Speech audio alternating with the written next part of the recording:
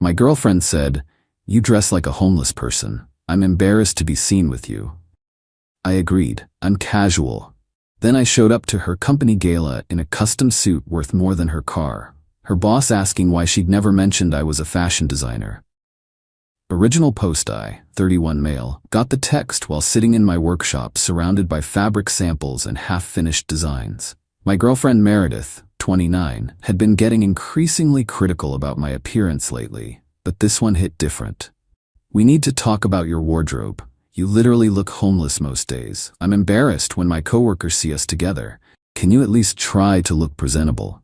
I looked down at my outfit. Worn jeans, a vintage band tee with a small hole near the hem, paint-splattered sneakers. Yeah, I dressed casual. But homeless? That stung. Here's what Meredith didn't know. I'm a fashion designer.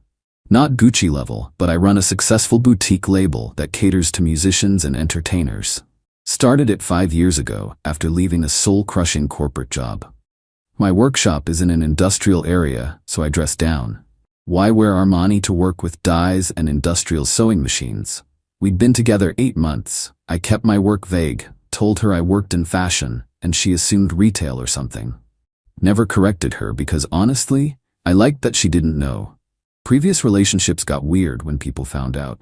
Either they wanted free clothes or suddenly saw dollar signs. Her text continued. "My company gala is in 2 weeks. Black tie. If you can't dress appropriately, maybe don't come." The entitlement. The absolute audacity. Me, I understand, I'm pretty casual. Finally, so you'll get something decent to wear? Something like that. 2 weeks. Perfect timing. I had just finished a collaboration piece, a midnight blue suit with hand-stitched silver threading that caught light like stars. Was supposed to go to a client, but they'd delayed their event. The suit was worth about $18. Her Toyota Corolla, maybe $12 on a good day. Time to teach a lesson about assumptions. Update 1, the preparation. The 2 weeks leading up to the gala were illuminating. Meredith ramped up her criticism. Every time we met, she'd make comments. "Did you look into suit rentals? There's a sale at that department store. Maybe ask if someone can lend you something?" Each time, I'd nod and say, "I'm handling it." She started sending me links to appropriate clothing. Suits from places that mass-produce polyester nightmares. One link was titled, "Affordable Options for Looking Professional." Her friend Bethany came over one evening while I was there. Meredith had clearly been venting. "Bethany, so Jake, Mer says you're finally upgrading your style? Making some changes." Bethany, "Thank God. No offense, but you dress like you raid donation bins." Meredith laughed. Actually laughed. None taken. Mer's coworkers have been asking if you're, going through something. Financial troubles? I told them you're just between careers. Between careers. I made 6 figures last year. The week before the gala, Meredith got desperate. "Jake, seriously, the gala is important. My boss will be there. Major clients. I'm up for a promotion. I can't have you showing up looking like..." She gestured at my cargo shorts and faded shirt. "This. Trust me, I won't embarrass you. You say that, but you haven't shown me what you're wearing. It's a surprise." She looked panicked. "Jake, this isn't a joke. My professional reputation. We'll be fine, promise." She called her sister that night, thin walls in her apartment. I heard everything. "He's being weird about it." "No, he won't show me. I'm scared he'll show up in jeans. Maybe I should just tell him not to come. But that looks bad too, showing up without a +1. God, why can't he just be normal?" Normal, right. I spent the week making final alterations to the suit. Added a subtle monogram on the inner pocket, my label's signature. Paired it with Italian leather shoes I'd gotten from a designer friend in Milan. The watch, a vintage piece I'd restored, not flashy, but anyone who knew watches would recognize its value. The night before, Meredith sent one last text. "Please don't ruin this for me." Ruin it? Oh honey, I was about to make it unforgettable. Update 2, the gala. The gala was at some swanky hotel downtown. I arrived separately. Meredith's suggestion, she wanted to prepare her coworkers for my appearance. Walked through those doors, looking like I'd stepped off a runway. The suit fit like it was painted on, because, it was custom made by someone who actually knew what they were doing. Several heads turned. Found Meredith near the bar with a group of co-workers. She was in a nice dress, nothing special. She was mid-sentence when she saw me. Her mouth fell open. Literally. Jake? Hey, babe. Her coworker Denise looked between us. This is Jake? You're Jake? Meredith nodded, speechless. Another coworker, Trevor, extended his hand. Man, that suit is incredible. Tom Ford? Custom piece, actually. Custom? Trevor's eyes widened. Must have cost a fortune. I shrugged. You get what you pay for. Meredith grabbed my arm, pulled me aside. Where did you get that suit? Made it? Made it? What do you mean made it? I mean, I designed and constructed it. That's what I do. You work in fashion retail. No, I said I work in fashion. You assumed retail. She looked like she'd been slapped. Before she could respond, before her boss approached. Meredith, this must be the boyfriend you've been hiding. Mr. Fitzgerald was old money, the type who knew quality when he saw it. That's an exceptional suit, young man. The stitching, is that hand done? Every inch. Remarkable. Who's the designer? That would be me. He studied me with new interest. You're a designer? Meredith, why didn't you mention this? Meredith stammered. I didn't. What label? Fitzgerald asked. I told him. His eyebrows shot up. You're that Jake? My wife bought one of your pieces last month. The emerald evening gown? She's obsessed with it. The one with the waterfall draping? That was a fun challenge. We talked shop for 20 minutes. Fitzgerald was fascinated. Meanwhile, Meredith stood there like a statue, processing. As Fitzgerald walked away, he patted Meredith's shoulder. You've been holding out on us. A talented designer boyfriend? We could have had him consult on the company rebrand. The rest of the night was surreal. Word spread. People kept approaching, asking about the suit, my work, how to contact me. Several asked for business cards. Meredith's coworkers were falling over themselves. Denise, Meredith, you said he dressed like he was homeless. Bethany, who'd somehow appeared, you said he was between careers. Trevor, dude's wearing more than my monthly salary. Meredith kept trying to play it off. I knew, obviously, I just like keeping our relationship private. But her face said everything. Shock, embarrassment, and anger that I'd hidden this. In the car afterward, she exploded. How could you not tell me? You never asked what I actually did. Just assumed. You let me think you were poor. I never said I was poor. I just dress comfortable when I'm not working. This is humiliating. My coworkers think I'm an idiot. Why? Because you told them your boyfriend was a loser? Silence. That's different, she finally said. How? You deceived me. No, you judged me. There's a difference. Update 3. The aftermath. The next few days were a masterclass in entitlement and damage control. First, Meredith tried to flip the narrative, posted photos from the gala on Instagram with captions like, "So proud of my talented man," and "Love supporting his fashion journey." Her coworkers weren't buying it. Denise actually commented, "Didn't you say last week he dressed like a homeless person?"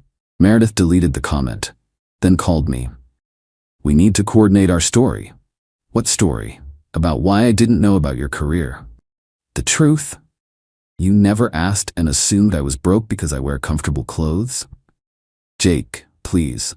This is my professional reputation, which you protected by telling everyone I was an embarrassment? She tried a different approach. Started showing up at my workshop unannounced, wanting tours, photos for her social media. I want to show everyone how supportive I am of your work. Now you're supportive? What about the past 8 months? I've always been supportive. Meredith, you literally sent me links to polyester suits because you thought I couldn't afford real ones. Then came the financial expectations. So since you're successful, we should talk about moving in together. Somewhere nicer. Yeah, I mean, you can afford it. I can afford my current place, which I'm happy with. But it's so industrial. It's next to my workshop. She started making plans, expensive restaurants, weekend trips, shopping sprees. You can afford it now, she'd say. I could always afford it. Nothing's changed except your perception. The breaking point came when she invited her parents to dinner without telling me. Her mom, Eleanor, immediately started interrogating me about my finances. So, Meredith says you own a fashion label? I do. And it's profitable? It does well. Well enough for, say, supporting a family? I looked at Meredith. She wouldn't meet my eyes. Her dad jumped in. What we mean is, our Meredith deserves a certain lifestyle. The lifestyle she deserves is one she earns herself, Eleanor huffed. That's not very progressive of you. Neither is gold digging, but here we are. Meredith's face went red. Jake, What? They're literally interviewing me for the position of your ATM. Her dad stood up. How dare you? How dare I what? Point out that your daughter went from embarrassed of me to planning our future based solely on discovering I have money. I left. Meredith blew up my phone. You humiliated me. You humiliated yourself when you treated me like an embarrassment. I made a mistake. No, you revealed your character. Update 4, the escalation. Meredith went nuclear. Started telling everyone I'd manipulated and deceived her. Posted a long social media rant about financial abuse through deception. Is that even a thing? The narrative. I deliberately hid my wealth to test her, making her look shallow when really she was the victim of my elaborate mind games. Some of her friends ate it up. I started getting messages calling me manipulative, a narcissist, saying I played games with her heart. But here's where it got interesting. Remember Fitzgerald, her boss? His wife contacted me directly, wanted to commission a piece for their anniversary. During our meeting, she mentioned, I heard Meredith's version of events. Quite dramatic. I'm sure it is. My husband says she spent months complaining about your appearance. We all thought you were unemployed based on her descriptions. I just dress casual outside work. She showed photos, called you her charity case boyfriend. Charity case. That was new. Mrs. Fitzgerald commissioned 3 pieces. Word spread in her social circle. Suddenly, I had more high-profile clients than I could handle. Meanwhile, Meredith was spiraling. She'd assumed she'd be part of this world now, the designer's girlfriend, invited to exclusive events wearing custom pieces. Instead, she was the woman who called her successful boyfriend a homeless-looking charity case. She tried one more manipulation, showed up at my workshop crying. I loved you before I knew about the money. You literally told me not to come to the gala if I couldn't dress appropriately. That was about presentation. Right, and when I presented well, suddenly you loved me again. That's not fair. What's not fair is dating someone for 8 months while being embarrassed by them, then suddenly planning a future together after seeing them in an expensive suit. She pulled out her phone, started recording. Say that again. Say you don't love me anymore. Meredith, what are you doing? Getting evidence of your emotional abuse. I laughed, couldn't help it. Evidence of what? Me pointing out your shallow behavior? You led me on. I wore comfortable clothes. You created an entire narrative about who I was based on that. That's on you. She posted the video anyway. Cut it to make me look cold, callous. But people had context now. The comments weren't what she expected. Girl, you called him homeless. You're mad he has money? Make it make sense. Team Jake, honestly. Final update. It's been 3 months since the gala. Meredith and I are obviously done. She tried everything. Tears, threats, even had a lawyer friend send a laughable cease and desist about defamation. Telling the truth isn't defamation, turns out. The entitlement never stopped. Last week, she applied for a job at a fashion magazine. Listed me as a reference without asking. They called. Meredith Rodriguez listed you as a professional reference? I have no professional relationship with Miss Rodriguez. She said she helped launch your brand? That's false. We dated briefly. She didn't know what I did for a living until 2 months ago. I see. Thank you for clarifying. She didn't get the job. Sent me a furious text from a friend's number. You cost me my dream job. You lied on your application. I supported you.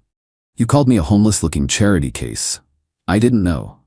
Exactly. You didn't know, didn't ask, didn't care. Just judged. The silver lining? Business is booming. The Fitzgerald connection opened doors I'd been trying to walk through for years. Funny how being known as the designer whose ex called him homeless actually became great marketing. Meredith still posts passive-aggressive quotes about narcissists and financial manipulation. Last I heard, she's dating some investment banker who drives a Tesla. Good for her. Hope she asks what he does for a living this time. As for me, still wearing my comfortable clothes to the workshop. Still driving my beat-up truck. Still living in my industrial loft. The difference? Now I do it with the satisfaction of knowing that when someone judges my appearance, they're telling me everything I need to know about them. Meredith wanted me to dress like success. Turns out, success doesn't care what you wear when you're the one defining it. Oh, and that 18K suit? Donated it to charity. Felt like bad karma keeping it. Plus the tax write-off was nice. Some lessons you pay for in heartbreak. This one paid for itself in clarity. When someone's embarrassed by you at your casual, they don't deserve you at your custom. Peace out.